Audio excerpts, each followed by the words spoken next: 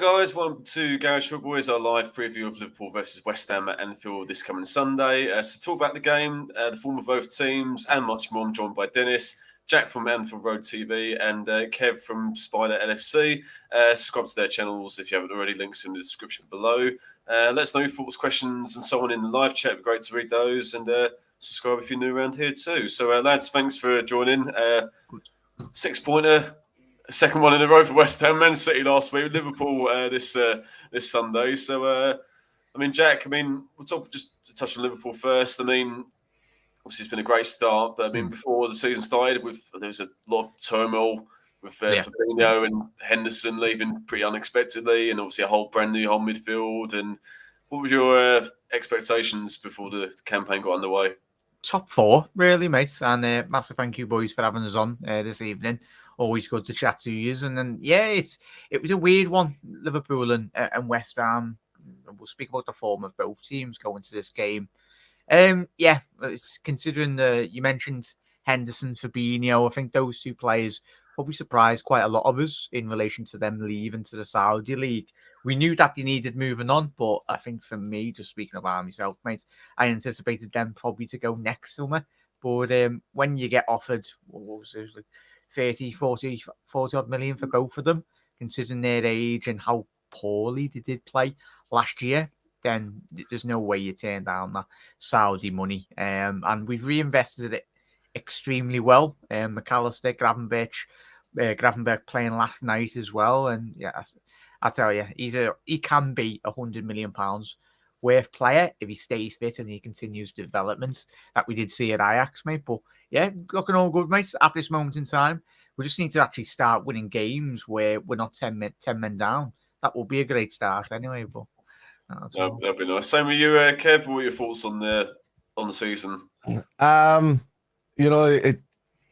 wasn't expecting much if Fabinho and Henderson stuck around. I thought Fabinho might have improved, but I thought Henderson's legs were gone.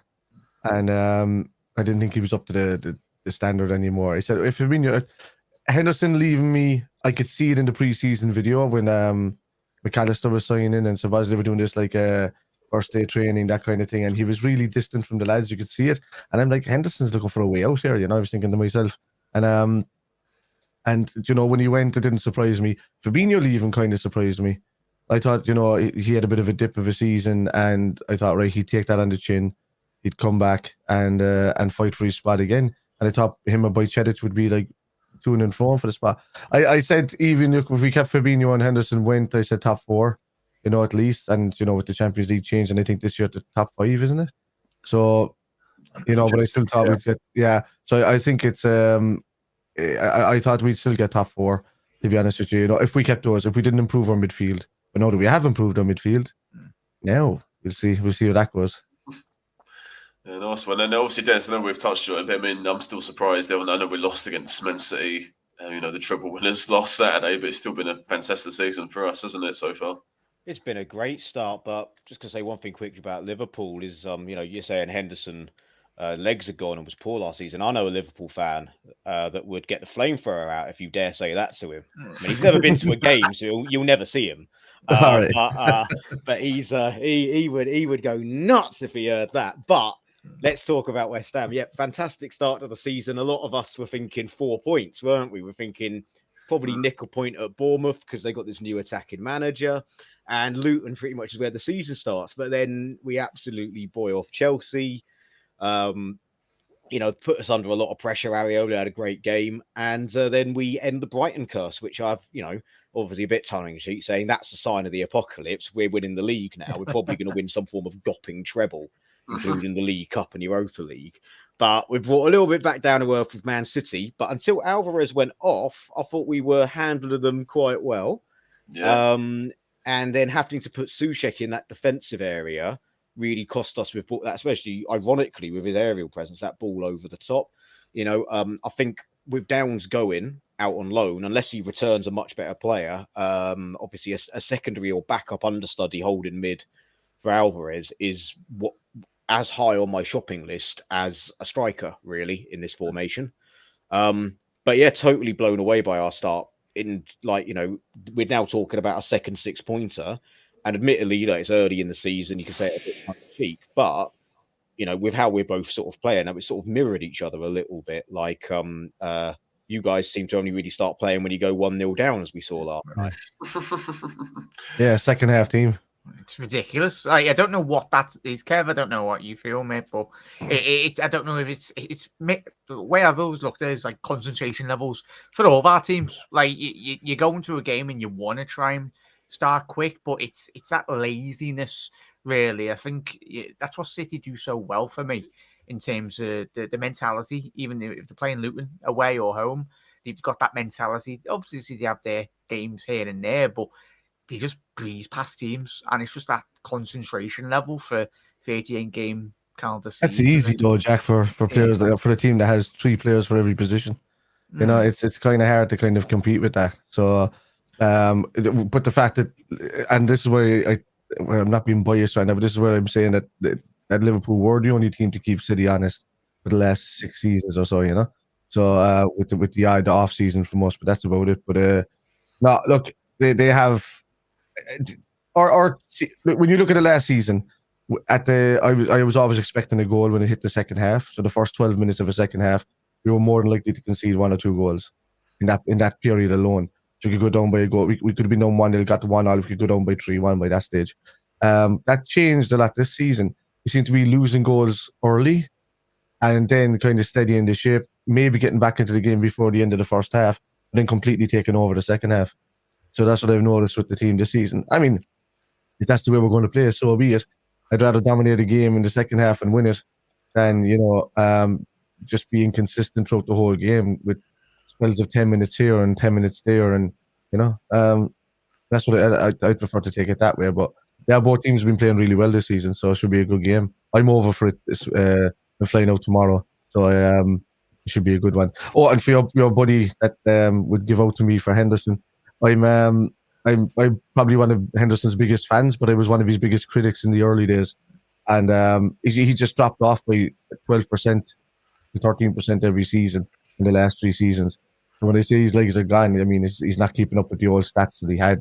And I always have a great time for Henderson for the simple fact that he broke his ankle purposely so that he could, or got it reset because he kept getting injuries, so that he could sit on the sideline for 4 months and then come back and play better. And he did. He became a really good captain for Liverpool. But he was, and it's not his fault that when I say his legs are gone, I mean he's pretty much burnt out. The team and the effort that he put in for the last 3 or 4 seasons burned him out. So some of those, I was going to say, though, Kev, some of those players threw Jürgen under the bus last season, and even the stuff like Endo and the interviews, you've probably all seen them. I've got no issues with him going to Saudi, getting the money, fair play, go and get it. It's but like certain players in that team last year, and saying there was a lot of reports come out about 20 times in that season that there was emergency meetings every single bloody Wednesday night at the training ground. So yeah, and I think Henderson couldn't quite just deal with the fact that he wasn't 25, he was 32, 33 years old. But and certain other players, not just Henderson, Fabinho used to be one of the best sixers in world football alongside the likes of Casemiro and Rodri, but I've never seen a player in my 28 years as watching footy just drop off a cliff as quick as Fabinho did last year. But disappointing. Yeah. So obviously, you guys might not miss Henderson so much on the pitch because he's been obviously, more of a bench squad player, rotation player last couple of seasons. But for me, it was more, would Liverpool miss Henderson sort of as a leader, as a captain, and obviously with Fabinho going as well. Me, Dennis, and Mark, fellow West Ham fan, we did our predictions video. I had Liverpool, I think, 4th to finish, and to be honest, I don't see myself changing now at the moment. The way, or maybe even 3rd, with the way that Liverpool started. But where did you have Liverpool, Dennis? I had them 6th, and that was purely because of the leadership in midfield and the fact that some of your players might need some time to adapt. I did caveat that I genuinely, at the start of the season, believed the gap between 3rd and 6th would be points. Like, not it could go down to the final day that, 4 teams, 2 of them Champions League, 2 of them Europa. I did stupidly because I didn't know that Nkunku was out injured. I had Chelsea going third because they had no European runner. That has proven to make me look like a right mug. You're all a bunch of mugs. Yeah. Well, the only reason that I said that Liverpool were going to finish third this season is because mainly down to Newcastle and Brighton, and because Manchester United don't improve, they stay steady. And I think that Manchester United in their position last season had a false position, and Spurs had a false position for the majority of the season, mainly because they didn't improve at all, but everybody else dropped off behind them. I mean, Wolves completely dropped off a bit, West Ham dropped off a bit, and they were doing not too bad. The only teams that improved last season, really, in my opinion, were Brighton, Newcastle, and Arsenal. And I thought that only in the last 6 months of the season, which they're only balancing out now, did Aston Villa improve. And because of that structure, that's why there was, and obviously Liverpool dropped off a cliff, Chelsea dropped off a cliff, and these teams. So when you look at it this time around, has Manchester United improved? No, they haven't. They've gotten worse. And then what I saw was that, okay, Brighton, great team, Newcastle, great team, never been in Europe like this before. And I think that's going to catch them a little bit. I think with all those games, it's going to catch them over the season. Second half of their season, they could be decimated and drop down into lower Europa League spots. And Arsenal might struggle a little bit. They've got a much better squad than the other teams, so they might struggle a little bit to get where they were last season. But this is the only reason why I wasn't basing on Liverpool's merits. I'm kind of doing the same caveat as what the way Manchester United and Spurs ended up last season, because they got a bonus out of what happened to other teams in the league rather than their own improvements. So and I saw something similar for Liverpool this season before we actually rebuilt the midfield. I'm a little bit more confident, especially getting that guy Szoboszlai in, and McAllister's as steady as a snail in the middle of the park. So yeah, it's really good. Yeah.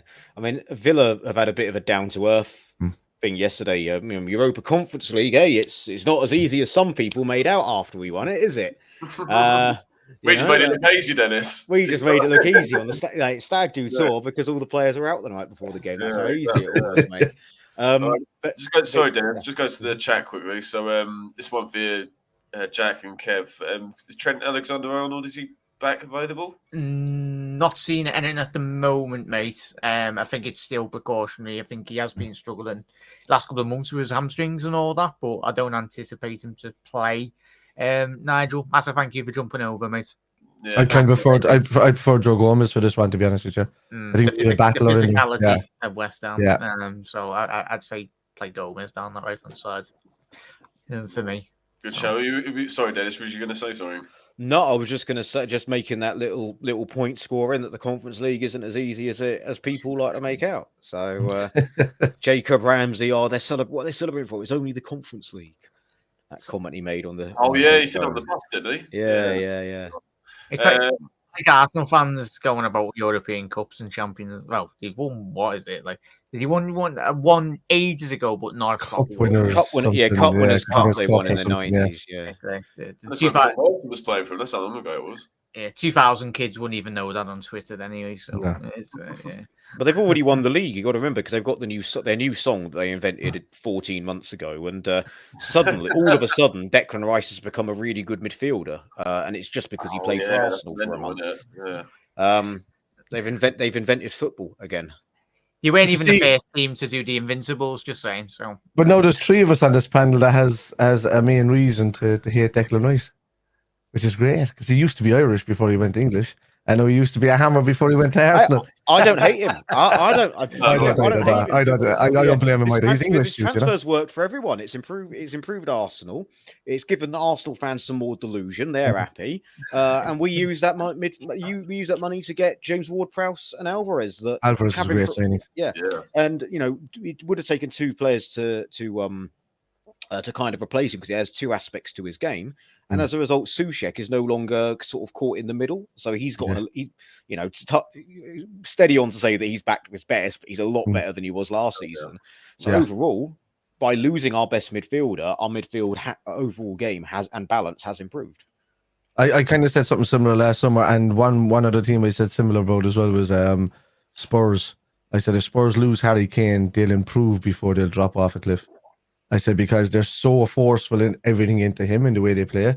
They were one track minded. It was kind of like I seen similar with Manchester City early last season when they weren't winning games, and everything was just going long ball to Haaland, and he hadn't scored in a couple of games, and they were getting a couple of bad results, and then obviously then that kind of Pep kind of spotted that and changed their tune a bit back to the way they were, and then they dominated everything. But yeah, I mean that's I don't know.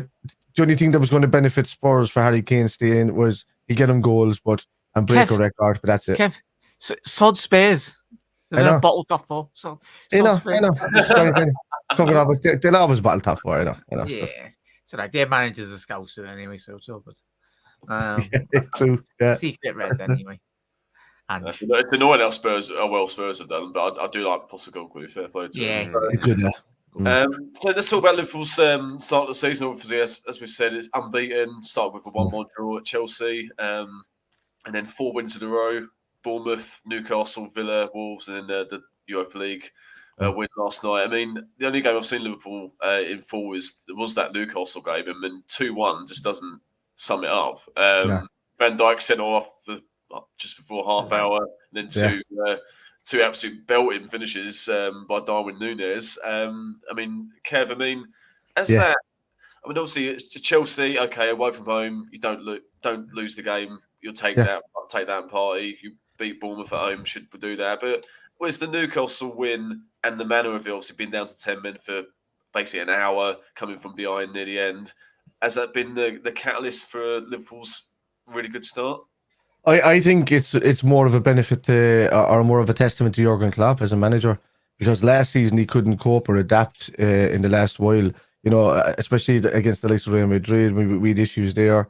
But I think it's a testament to him learning to adapt to different formations and different ways to defend when we're in dire situations, because it was one thing that he couldn't cope with last season was the ability. He didn't have the personnel there to do it, but when you say that, we're down to 10 men and we've got to defend for our lives and then go on and win the game. So I think it's mainly down to him, and I think that was a catalyst for the players, and their own mindset to go forward and get the results that they're getting now. But no, I think mainly that's down to you can see a bit of a kick step in Jurgen Klopp at the moment, because you can see he was a bit down last season. You can see he was feeling it. I mean, there was certain media outlets that were trying to say, Jurgen Klopp might walk or whatever like that. But he said himself it was never in his mind to walk. He wanted to rebuild this team.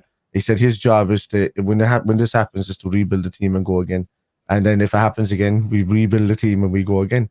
And this is where I have to praise Liverpool as a football club, and even you owners, as much as most people give out about them and whatnot. But I know, but you got to, because I mean, most owners would have fired the manager regardless of who they were, with dips and seasons like that. You can look at the amount of managers Manchester United and Chelsea have gone through in the last few years, but yeah. Oh, well, Watford are dire, yeah. They're terrible for losing managers. But I put it down to Jurgen Klopp kind of that way, as a testament to him and his ability to adapt the team, to situations where it looks like last year we wouldn't have gotten out of those situations. We would have lost that 3-4-0 easily. I mean, we went down to Brighton by 3 goals, to Brentford by 3 goals. Wolves scored 3 goals against us in these situations last season. So it's a testament to him really, and the way he's after bringing the mentality back to the team. Yeah, totally. And then Jack, obviously that win was vital. Newcastle, but obviously the match winner, Darwin Núñez, obviously had a mixed first season. But surely that will be a catalyst for you'd like to see a better season for him personally. Yeah, I don't know if you lads have seen the stats. I think he's assisted Mo Salah like 6 times on the trot now as well. Like the understanding from both of them. He's not going to be a Haaland. He'll never will be a Haaland. But what he will be is a Darwin Núñez. He will be himself. I think we got into this notion of just us, every football fans in general, like just comparing prices and all that. Everyone is crying out for Núñez to be a massive flop. Like he won't be. He looks very unorthodox as a player. I think we've all had players at our football clubs that look, when they run or when they're in for one goal, it doesn't look naturally just yet. I think once the penny does drop, as you alluded to the Newcastle game, Bill, like that was too extremely high tier clinical finishes. It's when he doesn't have to think about stuff is when he doesn't have problems in between the penalty area, mate. But yeah, I'm excited. I think he will do extremely well. I think he's played like 6 games. What was it, 5 games, 4 assists, 4 goals as well, or something mad in the last couple of weeks. So he's getting better. Complemented well with Cody Gakpo as well. We just got a depth of attacking threat, really, mate. That is probably one of the best attacking lines if all 5 of our attackers in Europe, if they're in form, it's certainly. But as we'll speak about tonight, mate, on the show, Liverpool's defensive frailties are still at the back. But we'll touch on them in a bit, mate. Well, it's interesting you say like he's not going to be a Haaland, because again, I know a Liverpool fan that was adamant that the debate still wasn't over in March of last season over whether who was going to be better, Nunes or Haaland. It's a bit like if I were to 1997 compare Tony Blair to John Major. On that one, it was a bit deluded. No, absolutely no contest, but he definitely has been a lot better this season. And he Nunes. No. Who's Tony Blair? And when he's joking. It's for someone watching the channel that requested that reference. Spoil that. You got bingo next year. Yeah, we got Dennis Bingo going on. I mean, Dennis, just on that Newcastle, that win against Newcastle for Liverpool. I mean, is it obviously Newcastle? And then the new kids on the block win the money, and obviously a really good season last season. Was that result for Liverpool, the way it happened, obviously down to 10 men, was like, well, just a reminder, we've not gone away. We're still competing here. Pretty much. I mean, like especially the commentary were going on, they were acting like it was a matter of time before it was going to be a demolition, and it was going to be all more clouds above Jurgen Klopp. Yeah. But yeah, it turned it around. And in fairness, I can't remember who the co-commentator was, the former professional in that game, but he even said that like, Liverpool are staying in this, and the longer they stay in it, they're just going to hit that. They're going to hit them over the top, because Newcastle were getting pretty desperate to kill off the game by that point. Yeah. And Newcastle fans themselves, one that I know, was like, yeah, it reminded him that it crumbled. This is the reality, what we're used to. And now Newcastle are kind of getting the treatment you got to an extent, where the media are now going, oh, more pressure on Howe. And it's like, if you look at, I know he's had the money, but you look where he took them from.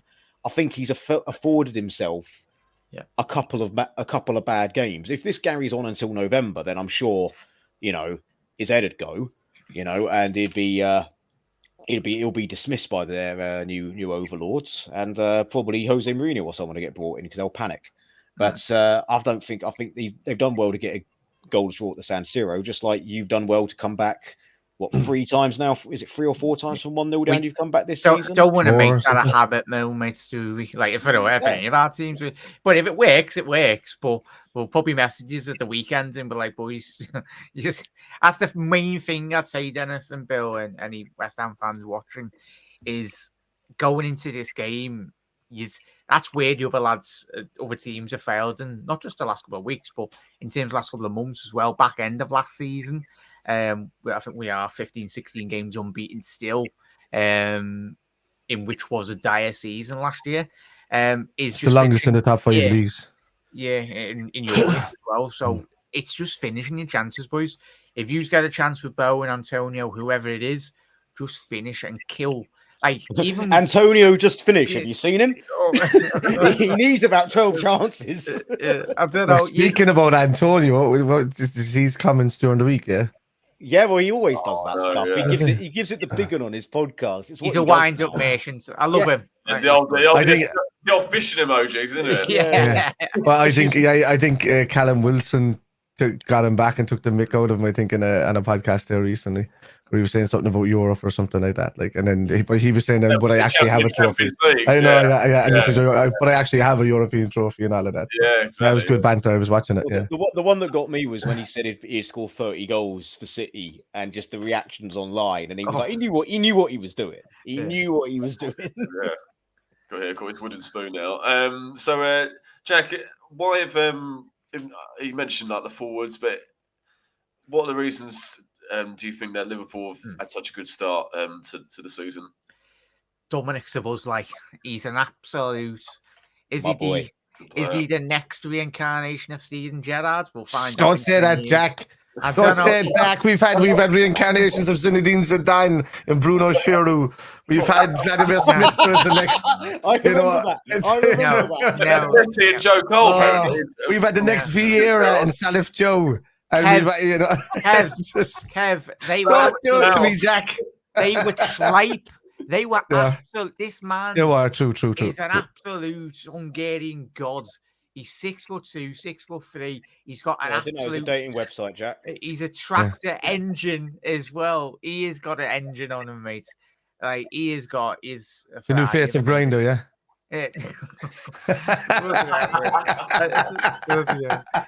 He is an absolute stellar player. He can do everything. He is what I would call money. Like he's corner taking and things like that. Someone that I've known for a while because, as Bill will attest to, I'm a bit of a German football anorak as well as an English football anorak. And football manager, don't forget that. Yeah, football obviously, but I say tongue in cheek. I know I'm a football manager, but because he was so good for me, multiple saves in multiple games, football manager, I then started looking at him in real life when he was like at the Red Bull clubs, and I think it's a great deal getting him. Long-term investment as well, and he can play multiple positions realistically. You know, obviously he's solid where he's playing at the minute, but he can cover you on the left wing if needs be as well. You know, McAllister was another signing that, you know, good signing, good for the money. Will he do it at Liverpool? Well, maybe. I mean, I don't pay that close attention. My only notable thing is he had that dodgy red card. That's about it. Yeah, the one thing probably Kevin might mention in a second is we are utilising McAllister in a 6 role. We all watched that Brighton side last year, being he more or less plays that advanced 8, floating 10 as well. But he's playing that 6. He can do it, but not to the level that we're expecting, really. So if we can somehow figure out a way of getting him into the squad or whatnot, or getting... It's going to be interesting grabbing bait as well, boys. But as we spoke about with Henderson, Fabinho, we have got legs, and that's probably one of the biggest keys to why Liverpool are just starting to win in games. It's credit to Jurgen Klopp as well, though, Kevin. Like the lads have mentioned at the top of the show, expectations for us, but the fact that Klopp's managed to turn it around in such a short space of time, in a couple of weeks, and start winning games in the Premier League, it's a new look midfield, mate. Yeah, it's a. Yeah, look, he's a Rolls Royce player, is Sebastian. Well, I don't think Jurgen Klopp anyway was going for an out number 6 this season. I think Endo was a stopgap to Andre Trindade, which is more of a box-to-box number 6 when he comes in, and that deal is supposed to be done and dusted for January, but they just couldn't sell him because they were going for that cup. So I think Liverpool kind of dropped into a situation where they were like, well, who can we buy that can just stop the gap for, be a stopgap for 6 months? And that's where Wataru Endo came in for less than 20 million. So, look, for me, it's a no-brainer. Like, Klopp's turnover has been fantastic. He's the Rolls Royce within this club more so than any of the players there. Like, they'll Salah has been a brilliant player for us for years. He's broken records left, right, and center. Nobody really compares with him. So, but he had a bit of a dip last season, but that was down to our midfield being non-existent. You could also say the same about our defense, and our defense was suffered last season in that, and we're still a little bit in that mindset because of how poor our midfield cover was. But like, Salah can only do so much. He's a wonderful, wonderful player, but he can't win games on his own all the time, So he needs help. He needs to bounce off players. He's found that with Darwin a bit. He's found it with Jada a bit. Most of the time, even last season, he's been stuck with Elliott behind him rather than Henderson. So that's not too much creativity there. In what it's limited. Salah, he's been stuck up in the wing as well all last season. So rather than being inside, just on the edge of the box. So Bill, bring up that comment, lad. Yeah, comment. I know who that is. It's someone who's commonly known as the big nose penguin with a rucksack. What? Is it because the technicality means he's playing in France or something, or what? The Farmers League. This is a reference to some other West Ham fan who knows that would go be adamant that Payet was technically better than, and would list off just any footballer on the planet. Technically better as in the technicality of a footballer. So he would use the word technically, thinking it was being smart, but it just meant absolutely nothing. As in technical, okay, technical ability is what he means. Yeah. So it's like somebody turned around saying, "No, I literally mean that." You know, that kind of situation, but it means nothing. I know. The only thing the only thing Payet is better than Salah is free kicks. Free kicks, yeah, free kicks. I'd say, but I don't know. Where does Payet now, boys? Marseille or something? No, Mexico. Oh, he's in Mexico. Yeah, I think he plays. He signed. There was loads of people going, "Oh, one last dance," wanting him to sign for West Ham, despite all logic, on a free transfer. And it's like he'd only really be good for coming on for free kicks. Really, I don't think it'd be anywhere near. Fitness and pace wasn't really his thing, and in France you don't really need that as much. And he's out. I think Tigres he signed. He signed for some Mexican side on a free transfer. Did Lanzini go to Sao Paulo? Or I think he went back to River Plate. River Plate, yeah, one of them. Yeah, he went on a free because his knee was getting worse and worse. Yeah. I like Lanzini. We were linked to him a few years ago, weren't we? Yeah. Before his knee injury, you probably would have got him that summer as a backup 10 to Coutinho for when he left. Yeah. But that knee injury changed everything really. Yeah. For him, he was sometimes playing as a second striker off an Anfield under Moyes in the first season. Yeah, I mean, Kev, in terms of Jack mentioned the Liverpool's front line, I mean, it is frightening. You know, Nunes, Diaz, Salah, Gakpo, Jota. Do you know what I mean? Throw Elliott there if you want to as well. So, how important is that for Klopp to get the rotations right throughout the season? Obviously, with the amount of competitions as well. Well, it's super important, obviously. I mean, I was always a guy that, like, Liverpool were always a team that had either some sort of midfielder that was world class and stood out there. We always had like strikers that helped us stay within games and within league challenges throughout our poorest periods. You know, we've had our Robbie Fowlers down to our Michael Owens, you know, onwards into our Torreses and Suarezes, and they kept us afloat in the positions that we were, along with your Steven Gerrards, really, like, you know, and Ben Secker.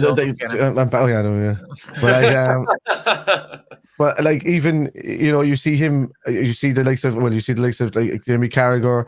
It great heart, great things. Not the greatest defender in the world, but he would throw his body at absolutely everything. You could probably say the same about what's his name that left you guys last season.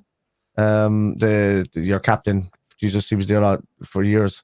What's his name? Noble. So similar kind of ilk, you know, just the guy that just does the right things at the right time. Nothing flary about him, not anything like that. Not stands out world class, but you know, would he be the same player in another team in the rest of the league? Probably not. But because he's West Ham through and through, it ups his level another bit. But that's the same way. So we've been living through loyal players, let's say, in our tenure.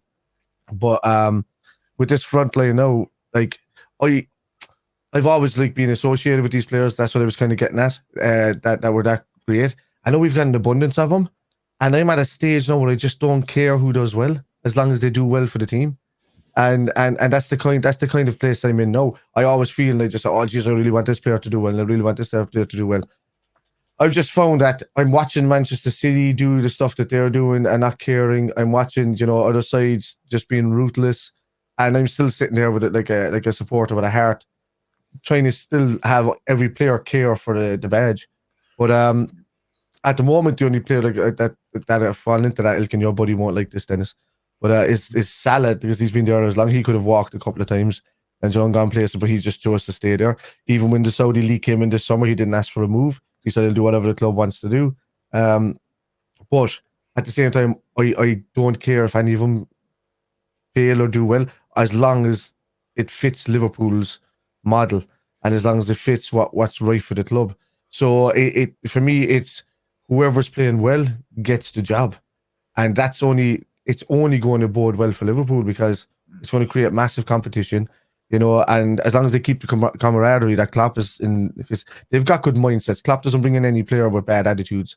Like he got rid of all the last of those players in your Sackos and and your Nathaniel Kleins and stuff like that he had in the club when he came in straight away. But he doesn't pick up these type of players anymore. He bases a lot of his choosing of or deciding on players based on their morals and their standings and stuff like that, you know. So that's I find it quite mad that when players leave Liverpool, like apart from Coutinho winning the Champions League, Suarez going to Barca when he did as well, the majority, and I think Salah, when he looks at it as well, though, lads, in terms of moving, he looks at Mane. He didn't quite work at Barcelona, but as Kev said, I think if Salah does go in the next 12, 24 months, I think he'll go with all our love and something at the back of my mind anticipate him to stay at the football club. I'd love him to retire, but you've got to be sensible, and if you can get the one thing I would say about that, Jack, is you look at Ronaldo and you look at Messi, and because I class Salah up in that he's doing the same numbers as them. You know, Harry Kane has done the same numbers in the Premier League. Whereas we class him as the same type of player. He might be a great goal scorer, but I class somebody in that kind of ilk as, you know, you got your Benzemas that's up there, your Salahs that are up there, your Ronaldos, your Messis, where they're top of the pile. Them along with the old Ronaldo and your Ronaldinhos, you know, these kind of guys that were just flair players, but and good goal scorers. But Salah, now that he's in the Europa League, let's say we want to win it or whatever, is he going to leave in a season where he has another go at the Champions League? And at the fact that he'll be only turning 33 and he's still fit, he's still like unbelievably fit. And then you're looking at these guys that were still playing in top leagues up until they were 36, 37, and then still making the big money when they went to the Saudi League. I think it's way too soon for Salah to leave. I think what he should do is in the next few months sign an extra 2-year extension, then put in because Liverpool don't do release clauses, but they will for more Salah. So I think they could put in a release clause where, if somebody comes in for you now for 200+ million on your release clause over the next 2 seasons, you can go. But if not, we'll let you go, pat in the back off wherever you want to go, as long as we make money for you. And after at least one more go at the Champions League or something. Yeah, totally. I mean, Jack, with obviously the forward line, I sort of had it before the season started. That's why Liverpool fourth is like, it's obviously started to play slightly different from when Klopp took over, but like from Brendan Rodgers, but like where they're not going to rely on the defence. We're just going to outscore. It's going to be 4 threes and 3 twos or whatever, because the forward line, no matter which players you pick, are pretty formidable. Yeah, I love it, mate. And that's one thing when I've spoke to you lads in the past over the last couple of years is West Ham needs depth up front. And certainly a couple of years ago when you narrowly missed out on Champions League, I said if you just had that extra striker or player would get you 10, 15 goals in the Premier League. Look at Ivan Toney. I think he'd do extremely well at the majority of top teams, but certainly a team like West Ham. But it's helped, mate. It's more or less potentially could be this year. That's probably where Liverpool's downfall would be, mate, in terms of the defence. But yeah, Jota, if he can stay fit, he's probably he's the most naturally gifted finishers in the team, I'd say. It's just movements. He just always finds himself in the right area. Nunez, as we've already mentioned, unpredictable. Lucho Diaz, I don't think we've seen the best of him just yet. I think we all seen, even neutrals, seeing him against Chelsea. In that was the FA Cup final when he just come in from January or whatnot, the League Cup. And he gives us that extra boost at the back end of that the quadruple chasing Reds, but and only ends up with 2 trophies, but still good. But yeah, it's happy days, mate. For any football fan, if you've got goal scorers, they are extremely rare. And fortunately enough for Liverpool, we've got a couple of them up front, and hopefully we can just keep them fit, mate. The days of Florence Cinema on goal are far behind you. Oh, just a bit, mate. I'll tell you. All right, well, let's talk about the game then. Obviously on Sunday. I mean, Dennis, our record at Anfield, not just in the Premier League era, just in the whole of association football, is absolutely wretched, to put it kindly. Our last win there was in 2015. The one before that was like the 60s, 1950s, 60s, 60s, 63, I think it was. Yeah, God. So, They're due one in about 40 years, so that's okay. I'm okay with that. So even in the season since then, especially under boys this second time round, we've had some really good performances at Anfield, but just have somehow lost, or Fabianski's made a rare error and gifted them a goal and being 2-1 up, losing 3-2, all that kind of stuff. So do you foresee a similar scenario on Sunday? Yeah, I mean, from like last few games, it was 1920 season just before lockdown. We were 2-1 up, and Fabianski literally dropped the ball and then let another one go through his legs. And that's around the time where Fabianski having a solid season for us, and he was our answer to our prayers with Roberto in goal. Lockdown, we go 1-0 up, but your class shows up. We had no Antonio up top. Season after that, you're 1-0 up. We missed two. Not quite sitters, but two really good chances from Lanzini and Fornells could easily have won that. And last season, Bowen misses a penalty, and we had a couple of other chances. It quite easily could have been 1-1 or 2-1. They have last 4 games have been very close, decided by 1 goal, and both teams have very much been in it. So long may that continue. I just think we're going to basically play both our games. We're going to score first, but you're going to come back because we instinctively, especially away from home, play defensively when we go ahead. It worked against Brighton and Luton, didn't work against Bournemouth, and I reckon with your attack, you might punish us with that. But yeah, I can see it being a good game. It is a 6-pointer. Now I've said that, it will be either a boring goalless draw or a 4-0 walkover for you guys. So I'll take the ladder because I'm going over for this one. Back to the studio. Yeah. I mean, Jack, how do you see the game going? I'm pretty certain that, as Dennis said, we're going to sit back pretty much how we did playing against Brighton and try and pick you guys off. The amount of videos we've done over the years, boys, I echo what Dennis has said. It's weird when I watch West Ham come to Anfield because you can play well, and the frailties, like you probably watched a couple of Liverpool games on Match Today or as a neutral, and you do. We are perceptible defensively, and the teams that actually get at us, Brentford and Brighton, are our 2 teams that are bloody hard kryptonite. Bloody hate them. I love them as teams, but hate them when they play against us. They're the same with us. Yeah, really. They're just so annoying, man. Like that, but you've got the players to very much hate us. I love Paqueta as a player, especially if he can get into those half spaces, get on the turn really, and get his head on the swivel. And play those killer balls that he can do. So, yeah, it's one with intrigue, mate.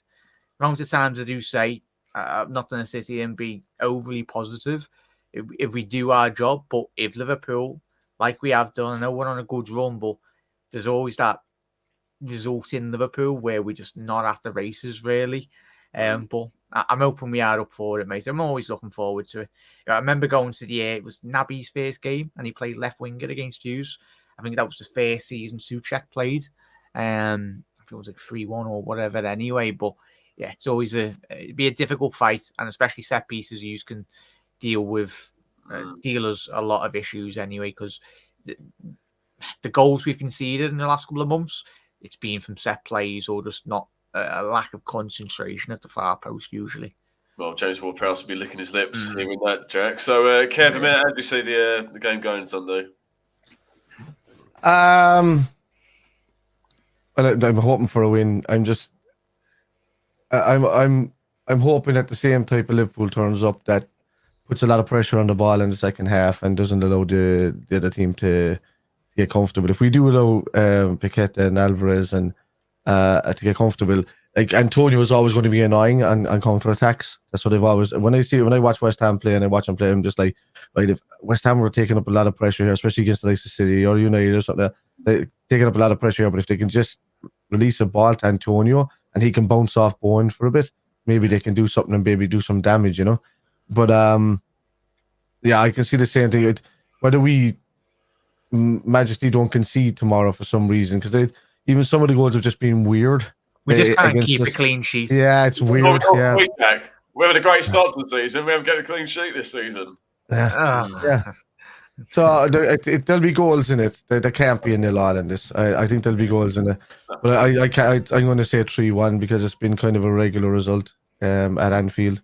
That way, it all depends on who scores first. With the way form is going, it could be you scoring first, and as Dennis said, you could see the comeback as well. But no, I'd like to see us scoring first now on Sunday and kind of calm the ship a small bit, forcing you guys to come out and not sit back. And if we can do that, then we can open anybody up. The worst time that we have, even though we've been able to do it this season, but in the last few seasons, was we couldn't play against 10 men. If a team went out to 10 men, we couldn't finish them off, or we'd draw against them, or it would stay a loss, and that was a problem because they go really defensive. So we struggle against really defensive teams. But if we score early and force you guys to have to play, then it could open up for us. So that's what I'm going to say 3-1. Yeah, I think the first goal's vital, certainly for us, because apart from the Europa League last night, we've scored first in every game and haven't lost. So that's going to be I know first goal's always vital, but I think for Sunday's game, I think it definitely is. Mm-hmm. And Dennis, at least we don't have to worry about Flynn Downs playing in this ridiculous hybrid number 8-10 role, which is clear. At least we don't have to worry about that on Sunday. When he brought him on last year against Liverpool and played him as a random number 10, he's only ever played as a holding mid his entire career. Started the game, didn't he?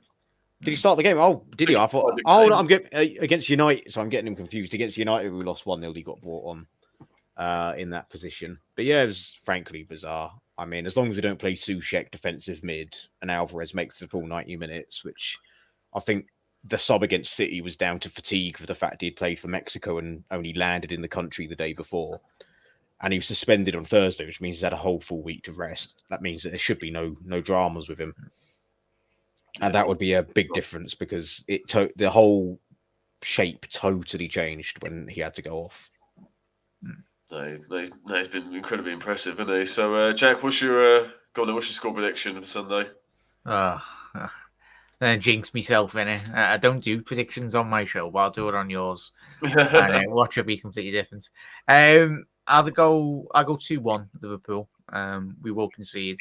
It's going to be, considering both teams are in extremely good form, I think it will be an intriguing test. Probably one of the better games this weekend anyway. I'll go 2-1. Salah penalty if he doesn't sky it like last time anyway. But we'll find out. Because did he miss a penalty against Hughes? Was it West Ham in the of the title? Was it the title games? Don't think so. No, I can't remember. But yeah, I'll take 2-1, mate. I'll take 3 points. But yeah, I'm looking forward to it. That should be a good one. And then you, Dennis? Oh, well, I don't know, really. I mean, it's hard to predict. My serious prediction is 2-1 either way. I reckon the score will be 2-1, but I'm not going to predict who win. If Aaron is still watching, 4-0 West Ham, Kurt Zuma scoring all 4 house crosses, and Areola to save 4 penalties because fantasy points is all that matters on our group chat. Yeah, I think we've all touched it. I think both teams will score. I can't see clean sheets all round, so I'm going to have my optimistic hat on and go for a 2-2 at Desmond, which I'll happily take. I've known our record at Anfield in history, which I'll certainly take. Yeah. Now, what are you hoping for the closing point, boys, as well? Like, what are you hoping to get European competition again? Well, that's got to be the aim, surely, hasn't it? Really? Based on the start, yeah, but realistically, my prediction for West Ham was 11th, and jokingly said winning all 3 cups. But honestly, just not being having solid, decent football and not a relegation battle is typically what I want out of West Ham, and anything above that is a bonus. So as long as that baseline is it, I'm happy. Based on the way we started, great, but we are West Ham. Couple of injuries, the obligatory Antonio hamstring injury, and a bad run of games, because although we've had a tough start, we haven't really, other than Brighton, we haven't played any of our bogey teams. Well, we're about to play you, and we've got Brentford and Newcastle as our little bogey teams that we struggled against in recent years.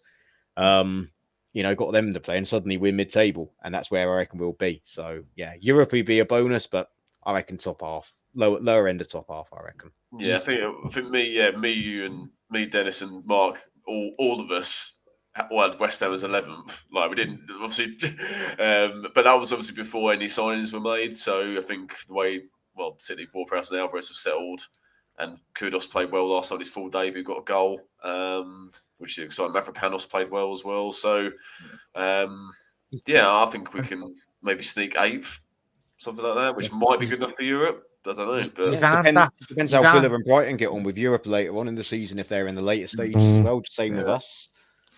Yeah, I'm saying, boys, you aren't that far off as you think. As I said tonight, if you can get a 15-20 goal striker up front for use, especially with the quality behind and keep him fit, then certainly you can certainly get higher up the pitch. Yeah, that and a backup left back and defensive mid is what we're missing, in my honest opinion.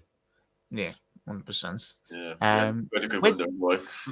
Does James Ward-Prowse play in the 10, or does he play a bit more deeper? Plays a bit deeper. Yeah. I was trying to figure out because.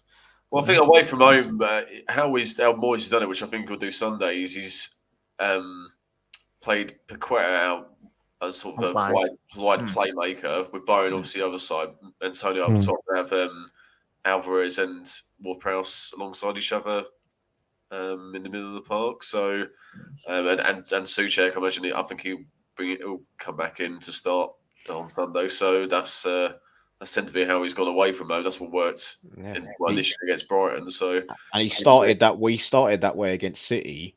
He went to go bring Benny on because we had a couple of good chances at 1-1. Antonio was straight through, took one too many touches, should have tried to chip the keeper.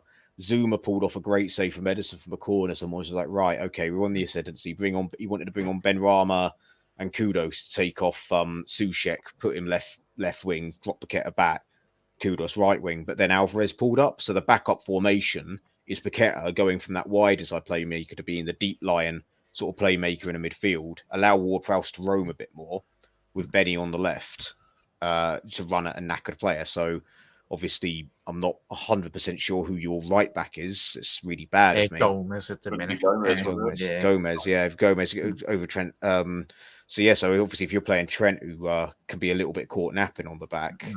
That's going to be that could be the game plan, so to speak. Keep it tight, and then switch it around with 30 minutes to go. It all depends. I mean, depends how many bets Paqueta's put on himself. Or you know, I kind of want to see that Joe Gomez next to. I want to see Joe Gomez next to Canate and see how it works out, because we've seen a lot of pairings this season with Trent next to Canate. We've seen Trent next to Matip.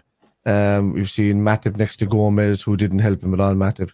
But I'd like to see Canate next to Gomez, and this could be a really good game to see that. You know, if Gomez can cover Canate a bit better defensively. I mean, Gomez can put in a cross as well. I've noticed that in the last season or so that he's well able to put a cross in.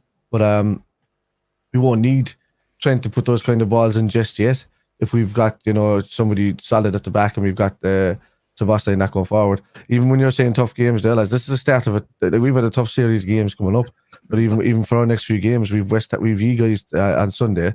Besides the Leicester City game midweek, we've Spurs away, Brighton away in the league, and then Everton at home. Easy 3 points against them. Yeah. No one clipped this. Yeah.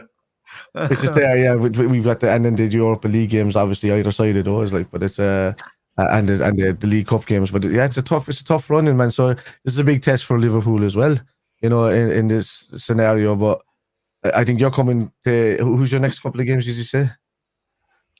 Sheffield United and Newcastle. We've got after this in the league. So Sheffield United will be probably less of a test anybody coming back into Newcastle again. So I think you say that. It is the West Ham way to, beat Chelsea, play really well against you two, then lose 1-0 to a beleaguered Sheffield United, who will then be demanding money off of us again. Yeah. I say there's no games. When I look at it now, normally you'd have periods where games are kind of tough throughout, but when you look at it now with the state of most of the teams in the league, there's no really easy games now anymore. You know, you're thinking, oh, what's that bunch? Maybe get a little bit of respite if there was a Luton squeezed in there, or if there was, you know, whatever squeezed in there. But there's not really, you know. So I mean, we've played the Wolves that were on the up at the moment. We're playing the West Ham that are on the up at the moment. We've Spurs that've got a great manager and has them playing well next. And then you're talking about a Brighton who we know what they've been able to do the last couple of seasons, but then Everton apparently shite, but it's still a derby. You know, so it's going to be tough. So I think there's no easy games, lads, for us, for either of us, West Ham or Liverpool, over the next few weeks. To be honest with you, Yeah, well, I think only when the season starts, we have to know. That's why this game's important, isn't it, for both teams? Yeah. All right, well, there we go. 55 minutes has flown by. So, look forward to a good game, lads. So, I would say best of luck, but I don't mean it. So may the best team win or draw, hopefully, in our case. So, well, Dennis, Jack, Kev, thanks so much for joining. Really appreciate it. Enjoy the game Sunday. I'll have to give you a shout, Bill, when I come down, because I'm going for West Ham away. So I'll be down for that one. I'll give you a shout. I'll say hello when I'm down there. Catch you for a pint or something. Yeah, no, 100%, mate. That'd be great. Aye, don't worry. So thanks everyone for watching. Subscribe to the boys' channels down below. Links in the description below. Enjoy Game Sunday. All the best. Take care.